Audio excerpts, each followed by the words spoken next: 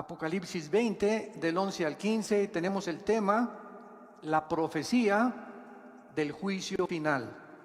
La profecía del juicio final. Y vi un gran trono blanco y al que estaba sentado en él, de delante del cual huyeron la tierra y el cielo, y ningún lugar se encontró para ellos. Y vi a los muertos, grandes y pequeños, de pie ante Dios. Y los libros fueron abiertos, y otro libro fue abierto, el cual es el libro de la vida. Y fueron juzgados los muertos por las cosas que estaban escritas en los libros según sus obras. Y el mar entregó los muertos que había en él, y la muerte y el Hades entregaron los muertos que había en ellos, y fueron juzgados cada uno según sus obras. Y la muerte y el Hades fueron lanzados al lago de fuego. Esta es la muerte segunda. Y el que no se halló inscrito en el libro de la vida fue lanzado al lago de fuego. Esta profecía y este último evento de todo el programa profético de Dios se llama el juicio del gran trono blanco.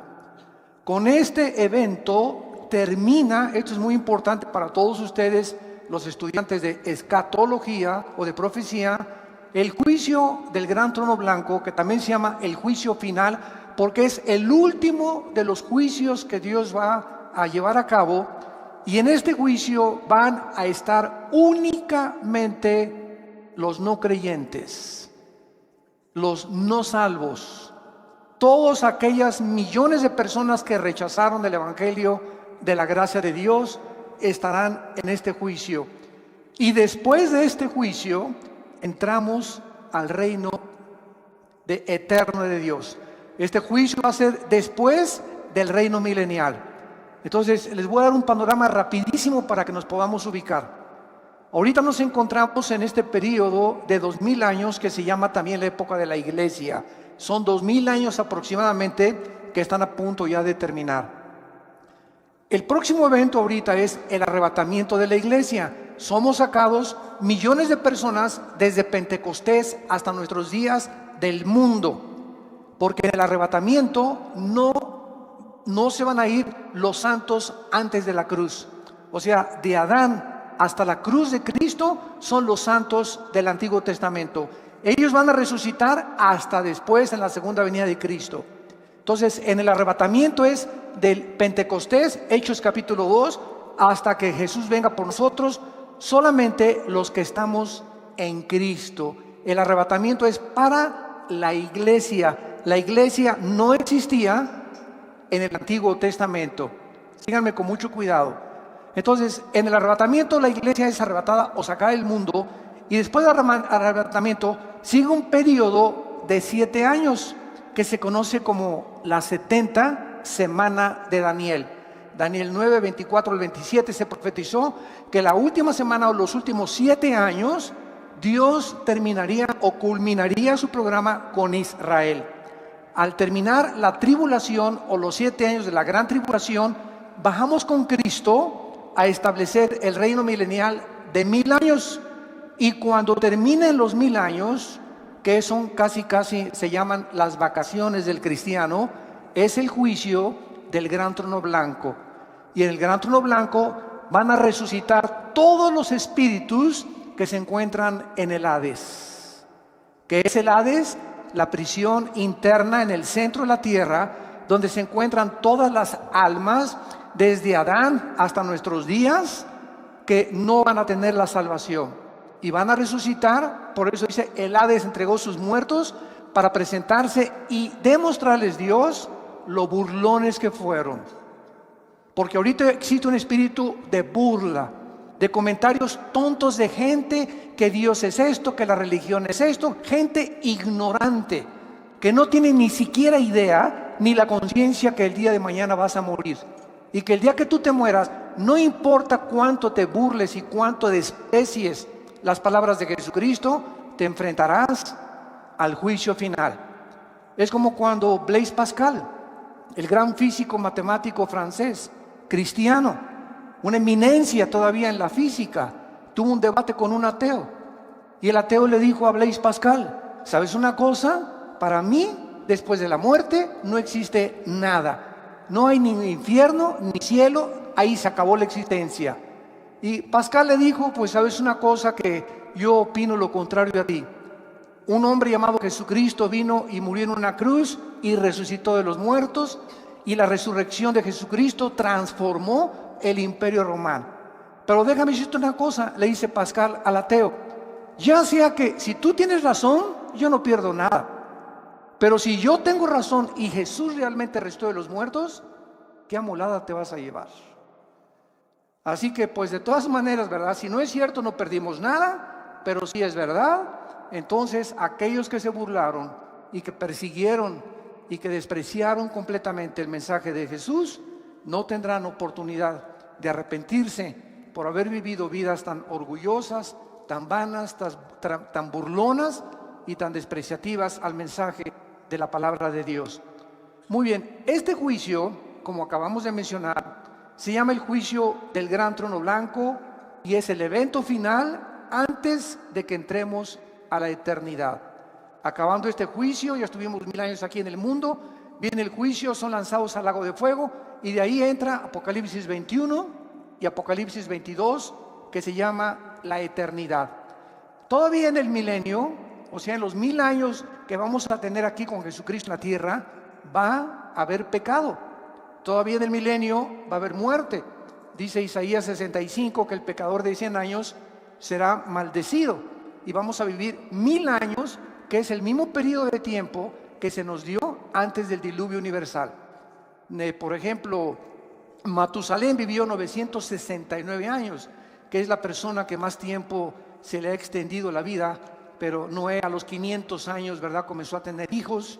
Entonces todo ese lapso de tiempo y de vida se detuvo después del diluvio por la maldad humana. Si con los 80 años que Dios nos da de vida, 70 años, miren nada más a dónde hemos llevado el mundo. Estamos al borde de una tercera guerra mundial. Imagínense que se nos dieran 500 años, ya nos hubiéramos acabado desde hace muchos siglos. Entonces el hecho que Dios haya reducido el lapso de la vida humana fue un acto de la misericordia de Dios para poder perpetuar más la vida de los seres humanos. Muy bien, vamos a ver en primer lugar en este juicio quiénes van a ser los participantes. Dice el versículo 11: vi un gran trono blanco y al que estaba sentado en él, de delante del cual huyeron la tierra y el cielo, y ningún lugar se encontró para ellos. Y el versículo 12 dice la Biblia que el apóstol Juan vio. ¿A quiénes vio? A los muertos, grandes y pequeños. Esto no se habla los que medían 1,90 de estatura y los que medían 1,50 de estatura. Aquí no tiene que ver la estatura. Grandes y pequeños se refiere a las clases sociales, reyes, príncipes de la realeza, los peroration, como decimos en México, ¿verdad? Y también los indígenas y las de las clases más bajas, porque tanto los que están hasta arriba como los que están hasta abajo, muchos de ellos rechazaron a Jesús. Entonces Juan vio que estaban todos ellos, y vean ustedes lo que dice, de pie ante Dios. Entonces en este juicio vamos a ver que en primer lugar estarán todas aquellas personas que rechazaron el evangelio de Jesucristo. Si vemos rápidamente en Juan capítulo 5, versículo 25 en adelante, que Jesús dijo cuando estaba en el mundo: de cierto les digo, viene la hora, y ahora es, cuando los muertos oirán la voz del Hijo de Dios, y los que la oyeren vivirán. Porque como el Padre tiene vida en sí mismo, así también ha dado al Hijo el tener vida en sí mismo, y también le dio autoridad de hacer juicio, por cuanto es el Hijo del Hombre.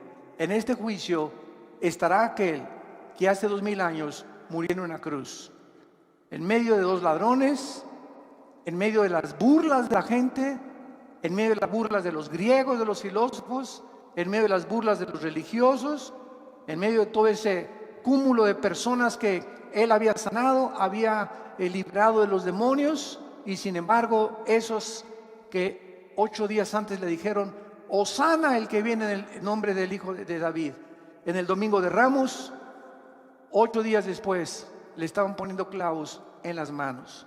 Entonces Jesús se estará en este juicio, y entonces Él será, ¿verdad?, el testigo más grande en el universo de que las personas que van a ser llamadas a enfrentarse a este juicio no tendrán la oportunidad, porque están, dice la Biblia, de pie. Aquí ya nadie se va a hincar, aquí ya nadie tendrá la oportunidad de decirle: Señor, ten misericordia, perdóname, ahora sí, Jesucito lindo, dulce compañía en el Padre, no, Padre, ya no podrás sacar tu estampita de San Judas Tadeo tampoco, ni de San Cristóbal. No vas a poder invocar a la monja, ni al Papa, ni a Abraham, ni a nadie. Será demasiado tarde. En este juicio no hay gracia. En este juicio no hay misericordia. En este juicio se terminó completamente la bondad que Dios ha manifestado, y por eso se llama la época que vivimos la época de gracia. Porque es la oportunidad que Dios nos da de venir a la cruz. No es cuando nosotros querramos, es cuando oyes su voz, no te endurezcas. Esta es la tragedia del ser humano. Pues yo me voy a convertir cuando tenga 40 años. O después de que ya tenga los 5 millones que estoy tratando de tener en mi negocio, voy a ir a la iglesia. O tal vez cuando vaya en la ambulancia y ahí en la camilla le diga: Jesucito, perdóname de todos mis pecados. O cuando ya esté en el quirófano, y antes de que me intervengan quirúrgicamente, le voy a pedir perdón a Dios. Dice la Biblia: Dios no puede ser burlado. Es cuando Él te habla, como en estos tiempos que es la Biblia la que te está hablando a través del Espíritu Santo, es cuando tú debes de responder. Y cuando la Biblia te usa la palabra de Dios para llamarte al arrepentimiento, y tú no lo haces y lo dejas para en la tarde, o lo dejas para mañana, o lo voy a pensar dentro de 4 o 5 días, la Biblia dice que el corazón se endurece. Y llega un momento en que estás tan endurecido en tu corazón que ya la palabra de Dios no tiene efecto en tu vida ni en tu alma. Y es completamente irregular que tú puedas pensar, o estás completamente equivocado que te puedes arrepentir. Cuando oigas su voz, no lo rechaces, no te endurezcas, porque el corazón se endurece muy fácilmente. En este juicio entonces van a estar los no creyentes. Nosotros no vamos a estar ahí. ¿Por qué? Porque nosotros, cuando recibimos a Jesucristo como Salvador y Señor, Él en la cruz ya pagó, ¿qué cosa? Pagó la culpa que nosotros ya no tenemos que pagar. Esto es por eso se llama la época de la gracia. El justo muere por los injustos, el santo muere por los pecadores. Y en esa cruz Dios quiere demostrarte que de tal manera te ama que a su Hijo no lo perdonó. Casi 2000 años antes de la cruz había un hombre llamado Abraham, y llegó al monte Moriah, que es el mismo monte donde murió Jesús. Y Dios le dijo: Abraham, dame a tu hijo Isaac. Y cuando Abraham levantó el cuchillo para matar a Isaac, se oyó una voz que decía: ahora veo que temes a Dios, por cuanto no me negaste entregarme a tu hijo. Y 2000 años después de Abraham, cuando Cristo muere por nosotros, podemos nosotros decir ahora veo, Señor, cuánto me amas, porque no negaste entregarme a tu hijo. Abraham y Isaac fueron salvados. Dios no salvó a su hijo Jesucristo. Le salvó la vida a Isaac, pero no se la salvó a su hijo Jesucristo, porque de tal manera Dios nos ha amado que Él entregó a su hijo en nuestro lugar, y nosotros por sus llagas hemos sido completamente sanados. Entonces, cuando una persona recibe a Jesucristo, Dios lo declara justo. Se llama la justificación. La justificación nos libra completamente de la condenación eterna. Después de la justificación viene la santificación, que es el proceso a través del cual estamos siendo librados del poder del pecado. Y después viene la santificación, donde seremos libres del poder del pecado cuando resucitemos. A ver si lo pueden apuntar: justificación, santificación, glorificación. Son las 3 etapas de la salvación. Justificación, fuimos libres de la condenación del pecado. Romanos 8:1, el que está en Cristo, nueva criatura es, ninguna condenación hay para el que está en Cristo Jesús. Esta es la justificación. Toda persona que ha recibido a Cristo ha sido justificada, declarada inocente en el tribunal cósmico de Dios.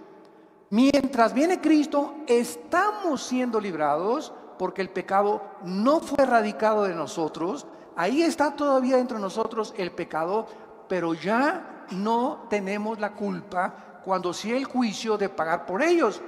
Estamos siendo ahorita santificados o siendo libres de ese poder que ahora descubrimos y la maldad que hay en nosotros a través de nuestra comunión diaria y de nuestro contacto con la palabra de Dios.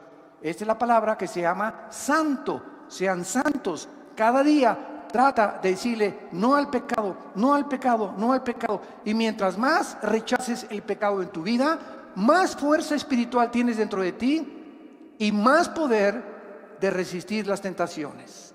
Todos aquellos que, pues ya caí otra vez en la tentación de la pornografía, y ya caí en la tentación del adulterio, y ya me acosté con mi novia y con mi novio, y ya otra vez volví a prender el cigarro, y ya me estoy emborrachando otra vez. ¿Por qué esa gente dice, ya volví a caer? Simplemente ve la semana pasada, las 3 semanas anteriores, o el mes antes a que tú has caído, cómo estuvo tu relación con Dios. Dejamos de hacer contacto con la Biblia, dejamos de asistir a la iglesia, dejamos de ir a los estudios bíblicos, comenzamos a debilitarnos interiormente. Y cuando enfrentemos la tentación, no tenemos fuerza para poder decirle, no me acuesto contigo, no me emborracho, no tomo esa droga, etcétera, etcétera. Porque no tenemos el poder espiritual que Dios quiere que tengamos. Entonces, estamos siendo librados del poder del pecado y seremos libres hasta el tiempo de la resurrección. Ahora, esto es muy importante también. Cuando recibimos a Jesucristo, somos sellados por el Espíritu Santo. Efesios 1, 13 y 14. ¿Qué es un sello? Es espiritual, una impregnación que nos hace Dios con su Espíritu, que significa que le pertenecemos y que nos cuida. Hace muchos años, cuando yo vivía en un rancho, me acuerdo que nos levantamos a las 5 de la mañana a marcar a los becerros. Entonces, a las 5:30 de la mañana agarramos un fierro calientísimo que lo poníamos ahí a calentar, y agarramos el becerrito o a la ternerita y ¿qué le poníamos? La doble A, que era el símbolo, ¿verdad?, de la ganadería, o la S o el símbolo que sea. Y en ese momento ese becerrito crece y se hace vaca o se hace toro. Y si se brinca las trancas o se pierde y lo encuentra otro ganadero, ya no tiene por qué decir, ¿verdad?, es mío, porque está sellado, que implica propiedad y además protección. Los ganaderos honestos en aquel tiempo llegaban al rancho y, oiga, pues trae una troca, ¿verdad?, una pick-up, aquí nos encontramos la ternerita o la vaca y veo que trae el sello de su ganadería, y nos los devolvían, o hacíamos lo mismo nosotros cuando se pasaban a nuestro terreno. Entonces, el sello siempre implica protección.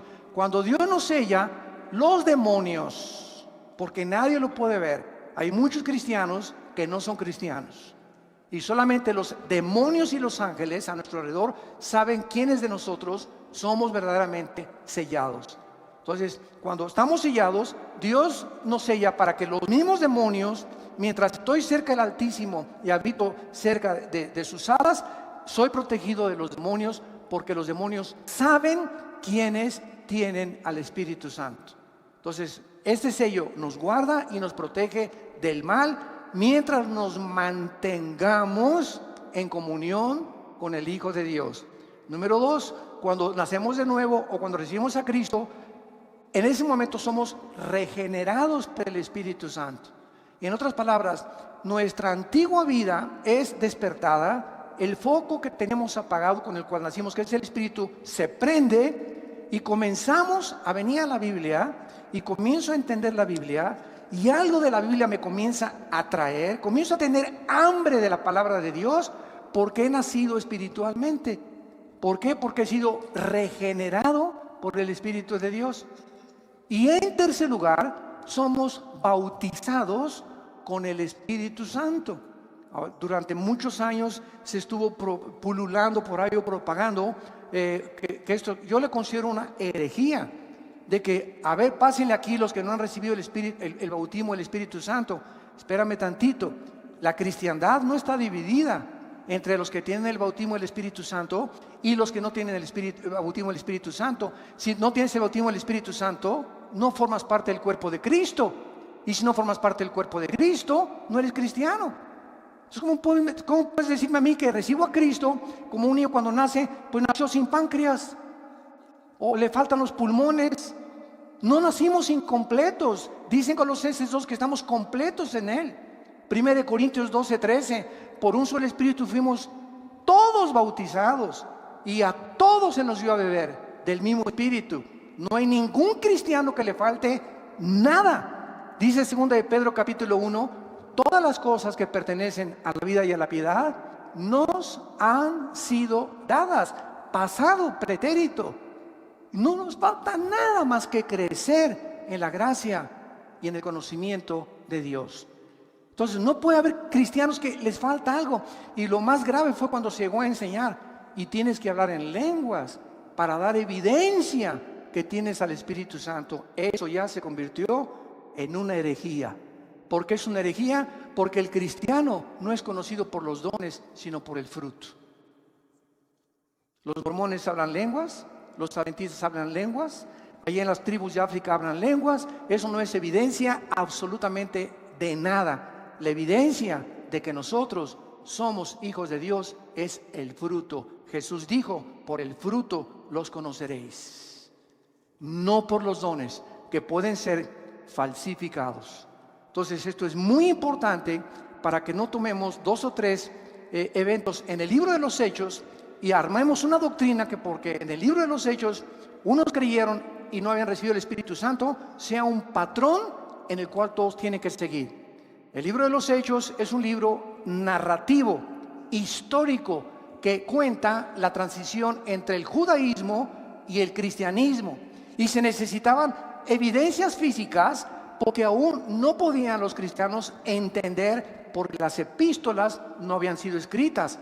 No había sido escrito Romanos, ni Corintios, ni Efesios, ni Gálatas, ni Colosenses, ni Tito, ni las de Pedro, etcétera, etcétera. Estaban completamente desarmados y desnudos.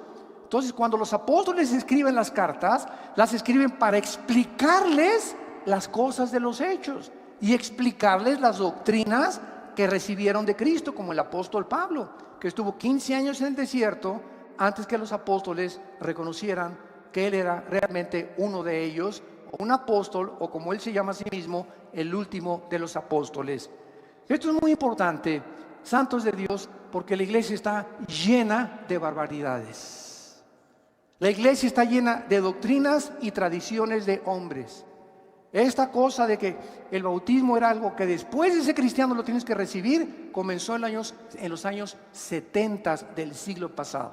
Hace 40 años, 50 años más o menos. Entonces así se van introduciendo cosas que se acaban aceptando como una verdad.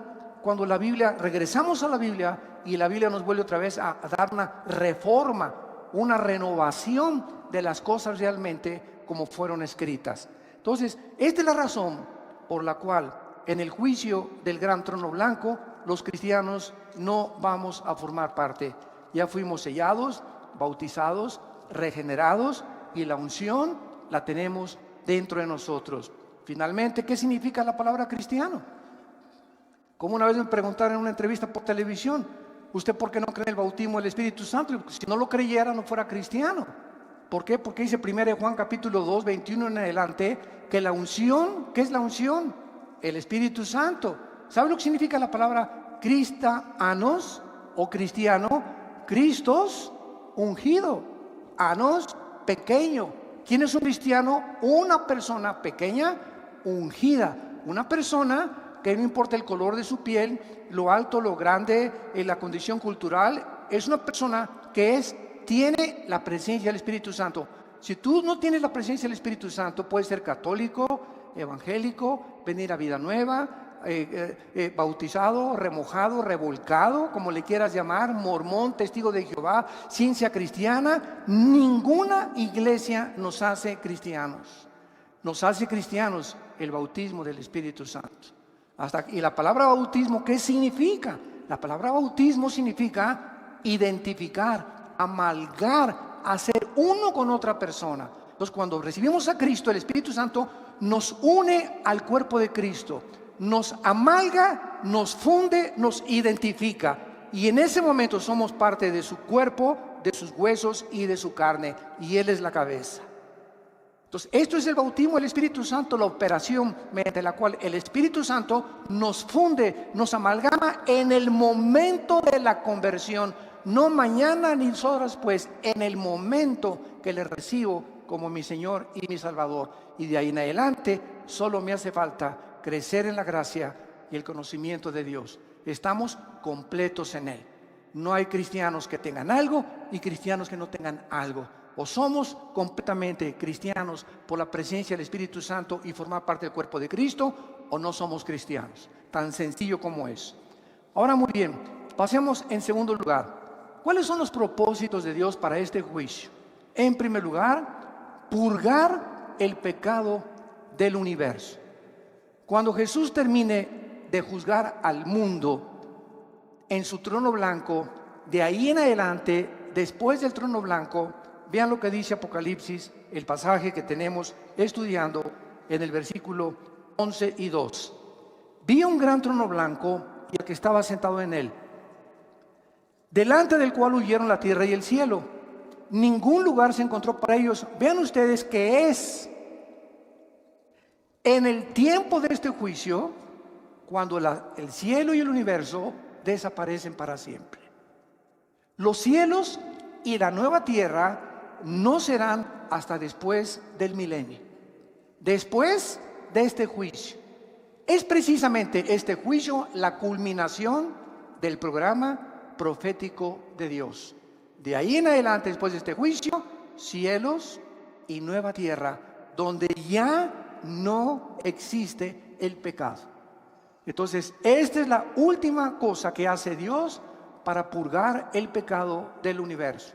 Y en este juicio estarán ahí todos los creyentes, todos los no creyentes, y verán el mundo que amaron, donde quisieron establecer sus propiedades, la fama, el éxito, la popularidad, ese mundo que pasa, que es vano, que es incierto, que es temporal, ese mundo donde ellos creían que podían triunfar o donde pusieron toda su esperanza y toda su herencia, así, ¡puf!, desaparecerá con todo el universo alrededor. Por eso la Biblia nos manda en 1 de Juan, versículo 2, 15 al 17, amados míos, no améis al mundo. No se contradice con que de tal manera amó Dios al mundo. Vemos aparentes contradicciones en la Biblia. Fue una muy buena pregunta que me hicieron. Oiga, ¿por qué dice en Juan 3:16, de tal manera amó Dios al mundo? Y 1 de Juan 2, 15 al 17, no améis al mundo. Juan, en el Evangelio de Juan capítulo 16 también, el mundo os aborrecerá. Entonces tenemos que entender claramente que cuando dice de tal manera amó Dios al mundo, se refiere a las personas. Y cuando dice la Biblia no améis al mundo, se refiere a lo que Satanás le ofreció a Cristo. En Mateo capítulo 4, te ofrezco el mundo con su gloria y la fama y el poder y el éxito y el dinero y todo. Tú no importa sobre quién pases, si quieres llegar a la cima y ser presidente o diputado o tener una compañía o ser el mejor deportista o el mejor cantante. ¿Sabes una cosa? Que no te importe nada. Vende tu alma al diablo.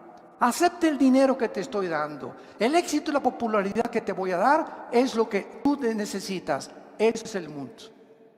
Los deseos de la carne, los deseos de los ojos y la vanagloria de la vida.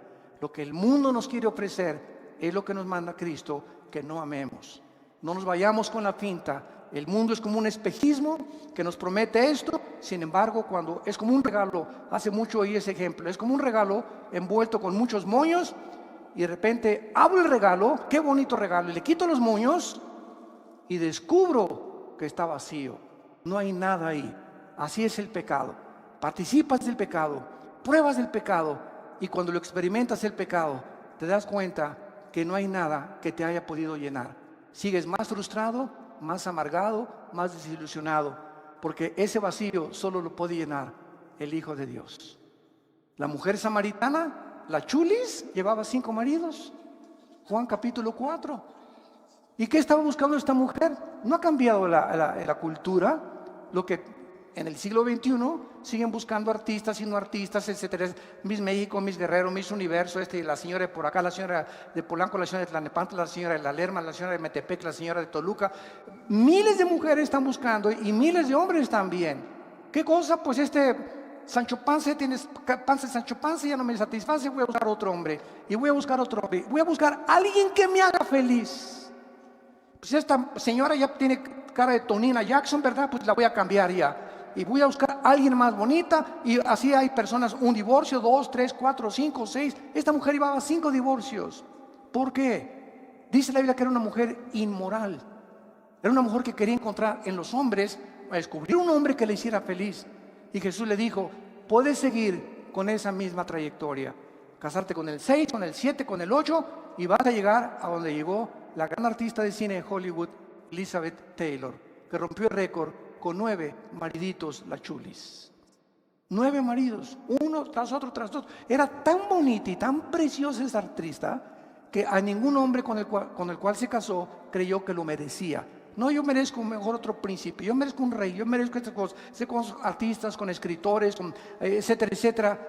Y murió, ¿verdad?, en la soledad con otra gran artista, Marilyn Monroe. Otra artista de Hollywood también, ¿verdad?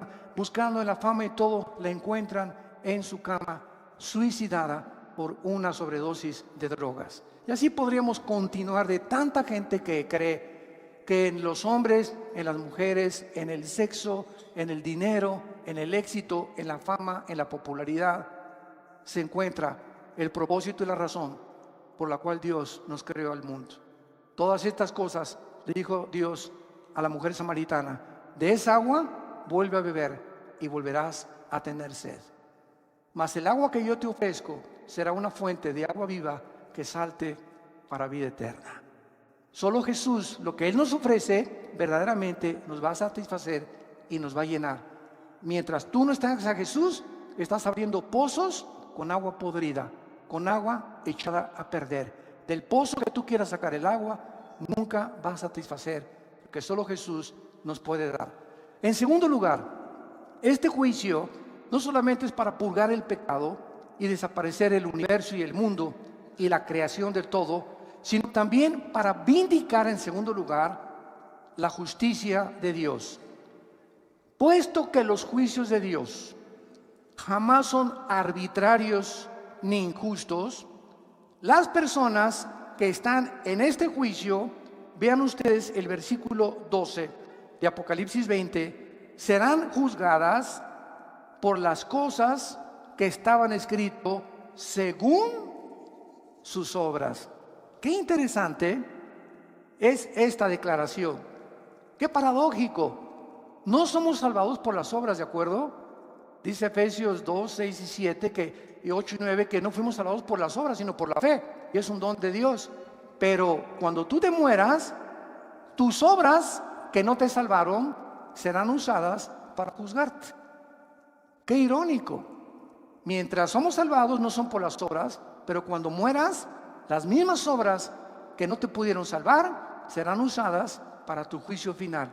Y entonces todo lo que hiciste, y ahí podrá, ¿verdad?, llegar una persona y decirle: oiga, oye, Jesucito lindo, pero fui bueno con mi esposa de vez en cuando, y en Navidad le regalé dulce a los niños. Y entonces Jesús le va a decir lo que le dice el juez a un asesino: a ver, pitirijas, pásale para adelante, tiene 50 años de prisión. Y le contesta el pitirijas al juez: oiga, señor juez, pero también soy buen esposo y le di dulce a los niños y construí 3 asilos. Y el juez le contesta: pitirijas, pero no estás juzgado, no estás siendo juzgado por eso, estás siendo juzgado por el crimen que cometiste. Las buenas obras que tú hiciste no te son tomadas en cuenta. Estás siendo juzgado no por lo que hiciste bueno, sino por lo que dejaste hacer al matar a una persona. Entonces nadie podrá en aquel tiempo con Dios decirle, es que hice un convento para las monjitas, acuérdate de eso, Jesús, allá en Coyoacán tuve un convento para las monjitas y me vestí de Santa Claus en diciembre para regalarles a los niños. No vas a ser juzgado por eso, vas a ser juzgado por los pecados que van a estar en el libro de las obras escritas desde que tú naciste. Y no habrá nada, absolutamente ningún abogado, por más dinero que hubieras tenido, que te pueda absolver. Y en tercer lugar, esto es lo más importante, este juicio tendrá como propósito determinar el castigo de cada quien. No crean que todos van a irse, ¿verdad?, al infierno y todos van a purgar el mismo castigo y el mismo dolor y las mismas torturas y los mismos sufrimientos, de ninguna manera. Veamos en Mateo capítulo 11. ¿De qué forma no es verdad que todos en el infierno o en el lago de fuego van a sufrir igual? De ninguna manera. Hay muchísimas evidencias, como lo vamos a leer, que las personas serán juzgadas en base al conocimiento que tenían y a las oportunidades que tuvieron mientras estaban vivos para arrepentirse y recibir a Cristo. Antes de leer Mateo 11, por ejemplo, ¿qué de las personas musulmanes o hindúes? Y esta pregunta siempre me la han hecho en los debates. ¿Qué de las personas, oiga, que nunca oyeron hablar de Cristo?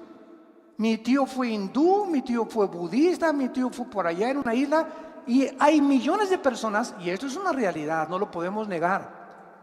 Todavía hay millones de personas en el mundo que nunca han oído hablar de Cristo. ¿Cómo las va a juzgar Dios? Es una muy buena pregunta y la Biblia nos da respuesta, pero lo vamos a ver después en Romanos 2. Veamos ahorita aquí en Mateo 11 y ahorita contestamos esa pregunta. Versículo 20. Mateo 11, versículo 20. Entonces, habla de Jesús, comenzó a reconvenir a las ciudades en las cuales había hecho muchos de sus milagros, porque no se habían arrepentido, diciendo, vean, ciudades donde vieron milagros y no se arrepintieron. Ay de ti, Corazín, ay de ti, Betsaida, porque si en Tiro y en Sidón se hubieran hecho los milagros que han sido hechos en vosotros, tiempo ha que se hubieran arrepentido en Sicilio y en ceniza.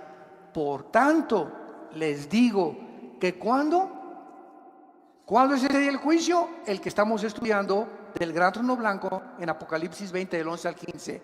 En el día del juicio será, ¿qué cosa?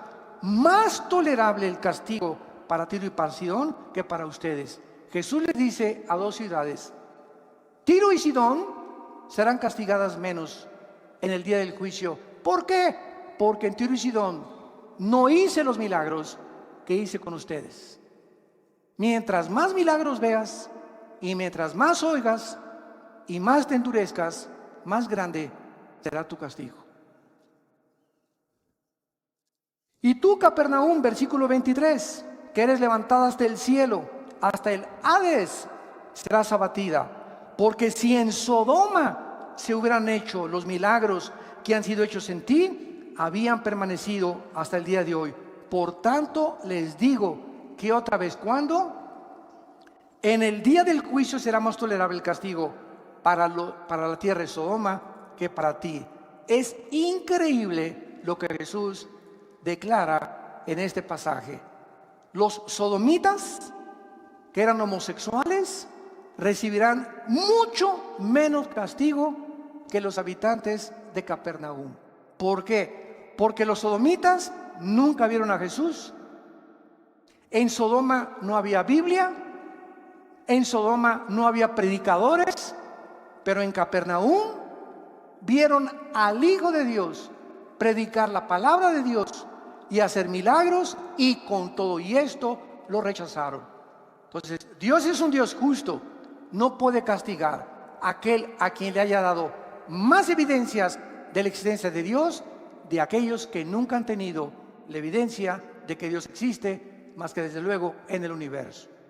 Y vamos a ver la respuesta que nos quedó pendiente de qué será de todas aquellas personas que realmente nunca conocieron a Dios. A esas personas, lo voy a contar ahorita, vean Romanos capítulo 2, vamos para allá. Esas personas yo siempre les digo, mira, no te preocupes por Chencho y por Chencha y por Pancho y por Pancha. ¿Y qué de mi mamá? ¿Y qué de mi papá, que era católico? ¿Y qué de mi abuelita, que nunca se van a ir al infierno? ¿Sabes una cosa? Preocúpate por ti. Preocúpate por tu condición, no te preocupes por los demás. Dios es un Dios justo y sabio. Él no va a juzgar ni a castigar a nadie que no lo merezca. Preocupémonos por la condición de nosotros.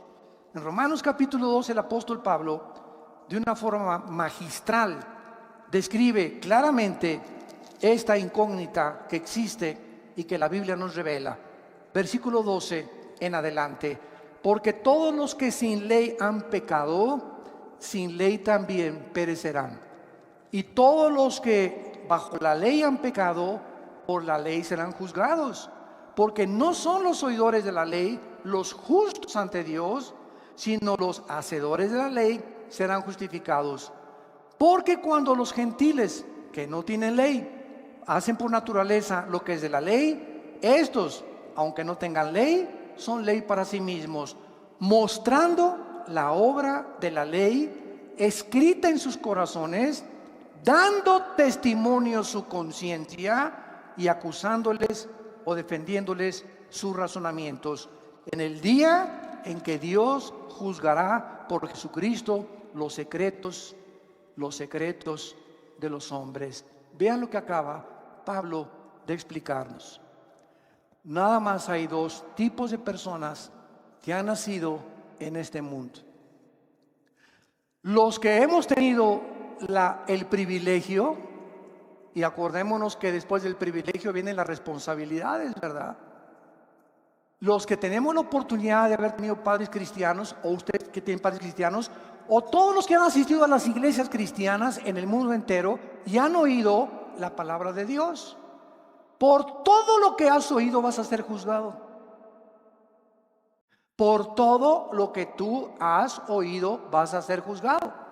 Y hay otras personas que no tienen Biblia, que nunca se les predicó. Estas personas que nunca tuvieron la oportunidad de oír lo que tú y yo hemos escuchado, es lógico que si Dios es justo, va a juzgar al que mucho se le da, mucho se le pedirá. Entonces, a nosotros que vivimos bajo la ley de Dios y conocimos la ley de Dios y conocimos el evangelio de su gracia, nos va a pedir 50 veces más que las personas que jamás oyeron de Dios ni de Cristo. Muy bien, ¿qué parámetro va a usar Dios con estas personas que nunca tuvieron Biblia ni oyeron de Cristo? Sus conciencias. ¿Qué es la conciencia? Con dentro, ciencia, conocimiento. Es un conocimiento interno que los aztecas, los chichimecas, los náhuatls, los aucas en el Ecuador y las tribus que tú me quieras mencionar en el mundo entero, por más salvajes desde que comenzó la humanidad y por más alejados de cualquier civilización, todos los seres humanos sabemos que matar es mal. En cualquier tribu de salvajes sabemos que una muchacha no se la robas a la otra familia, ni violas a una muchacha sin que te cueste, como las tribus en Estados Unidos mataban a los que se llamaban a las muchachas, y nunca las tribus africanas entregan a sus hijas que no son vírgenes al matrimonio. Ni tampoco ningún jefe de ninguna tribu se mete con la esposa del otro jefe de la tribu. Algo hay en la conciencia que tenemos ya los seres humanos desde que nacimos, porque no somos yeguas ni caballos no capados, ni caballos que relinchan por las mujeres como los caballos lo hacen cuando entran en su celo. Tenemos un control, somos agentes morales, no somos animales y vamos a ser juzgados. Si nunca oí la Biblia, pues Dios me va a juzgar. ¿Cómo respondí a esa conciencia? Ahora, ¿cómo respondió a esa conciencia? Es un secreto. Porque nadie podrá saber si tu abuelita tenía por ahí su rabo verde, O si tu abuelito, que fue el jefe de la iglesia y ante el mundo un héroe y un cantante y un grande escritor y un grande político, y a su entierro fueron 10,000 personas, o ese artista fueron 10,000 personas y lo veneraron en Bellas Artes, nadie sabe en la intimidad quién era esa persona más que Dios. Por lo tanto, no podemos juzgar. Por eso Jesús dijo: no juzguéis para que no seáis juzgados. No podemos emitir un juicio condenatorio o un juicio de liberación. No, esa persona debe estar en el cielo porque le regaló todo a los niños pobres y sus canciones eran todas las canciones de Navidad. No podemos tener ese concepto. Por eso dice: los secretos. Todos tienen un closet donde tienen colgado un esqueleto. Y la vida privada de las personas, si es hecha pública, la mayor parte de los seres humanos nos avergonzaríamos de ver nuestra vida privada. Pero cuando venimos a Cristo, ya no puede existir esa vida privada. Ya no puede ser uno en tu casa y otro con tus amigos y otro en la intimidad. Sí, mi amor, te quiero con cuernos de oro y hago así cada vez que te veo. Y tienes un amante y robas y extorsionas y traficas, etcétera, etcétera, porque tienes 2, 3 clases de vida, y esas son las que solo Dios conoce. Por esas vidas escondidas serán juzgados las personas que nunca oyeron hablar de Cristo. Entonces cada quien va a tener el castigo que merece según su conciencia si nunca hablaron de Cristo.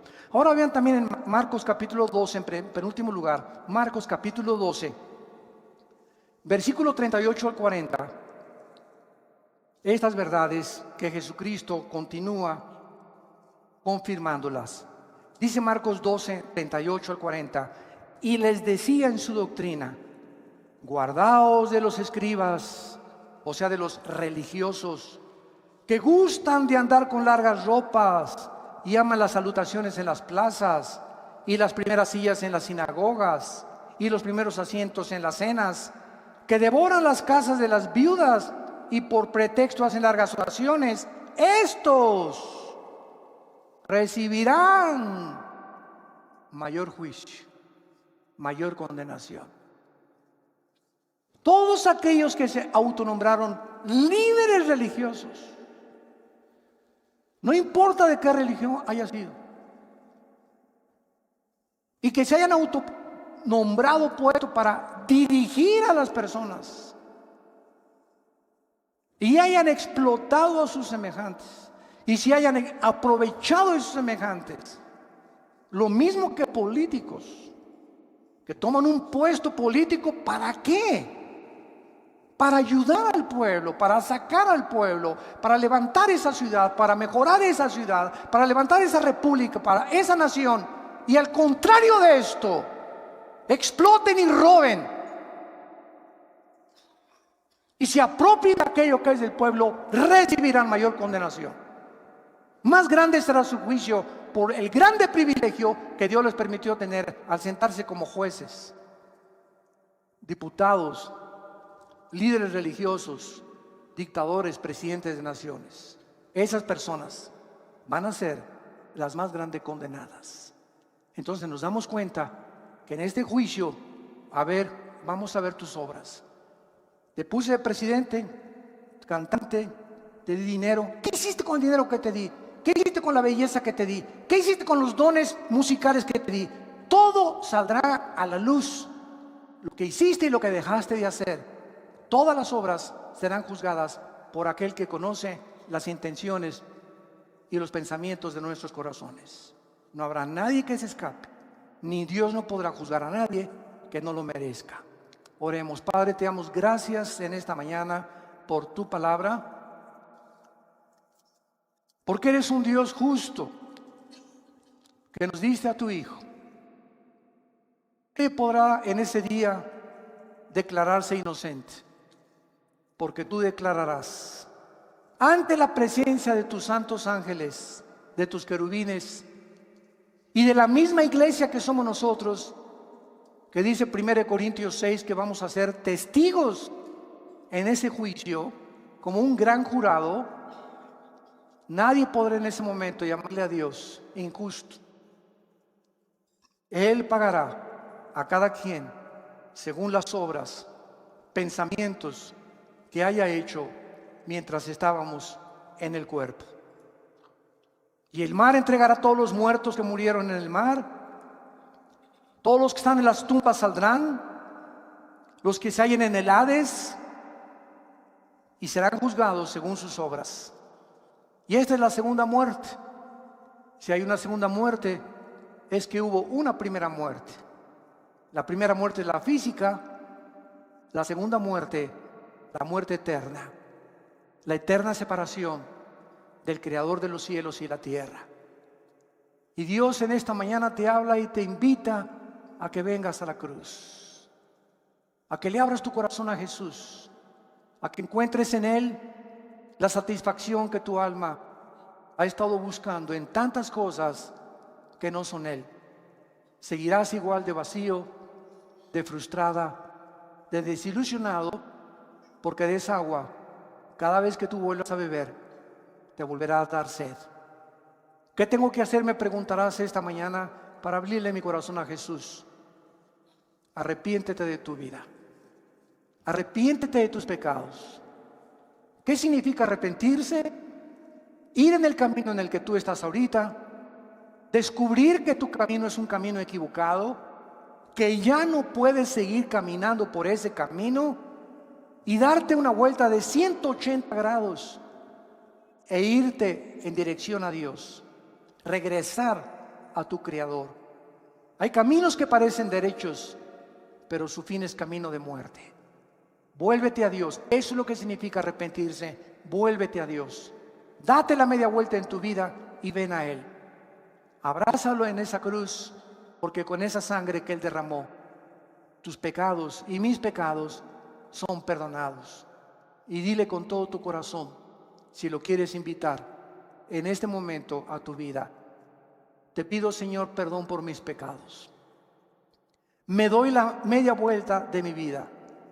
Ya no quiero seguir caminando en el camino en el que me encuentro. Reconozco que soy pecador, pecadora, y que si tú no entras a mi vida y me das el poder de dejar el pecado, yo no lo podría hacer. Por eso vengo a ti, Jesús, para pedirte tu poder, tu perdón, para que tú me puedas, Señor, hacer la persona que tú quieres que yo sea. Te invito a mi corazón como mi Señor y mi Salvador, y te doy las gracias por tu muerte en mi lugar, en esa cruz. Amén. Amén y amén. Qué maravillosa es la palabra de Dios, ¿verdad? Qué linda es la palabra de Dios. Gracias a Dios por este libro. Y todos ustedes en esta mañana que han hecho esta oración por primera vez, ahí desde tu lugar, levanten la mano. Levanten la mano los que hicieron esta oración. Miren cuánta gente. Que Dios los bendiga. Que Dios los bendiga. Gracias a Dios. Gracias, que Dios te bendiga. Gracias, Señor. Gracias, que Dios te bendiga. ¿Alguien más? ¿Alguien más en esta mañana que no quiera salir por esa puerta como entraste? ¿Cuántos de ustedes entraron por esa puerta vacíos, buscando propósito, otros por curiosidad? No salgas como entraste. No sigas viviendo ni salgas a la calle con el corazón que tú tenías. Hoy te ofrece Dios el perdón de tus pecados. No lo rechaces. Tú no sabes si hoy es la última vez que Dios te ha hablado. Cuando oigas su voz, no lo rechaces. ¿Alguien más quiere levantar su mano? ¿Alguien más? Y decirle: Señor, aquí está mi vida. Te pido perdón. Gracias, que Dios te bendiga. Gracias. ¿Alguien más? Gracias, que Dios la bendiga. Gracias, Señor. Nos ponemos.